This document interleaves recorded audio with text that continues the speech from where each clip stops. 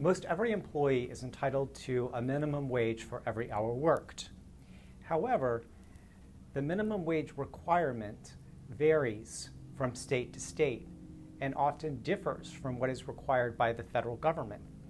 To make matters even more complicated, some cities like New York and San Francisco have a different and often more generous minimum wage requirement.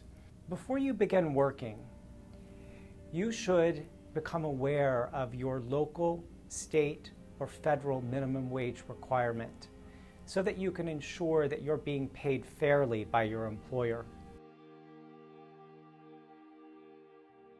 If you're not being paid fairly, you should first raise this with your employer.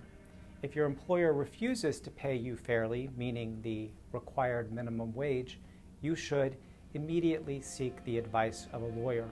Along those lines, you should track those hours that you worked that you weren't being paid minimum wage. This would include any work that you complete outside of the work site for the employer, whether it be in your car, on the phone, at home, or in any other capacity where you're completing work for the employer and not being paid the required minimum wage. Again, if this is the case, you should seek the advice of a lawyer.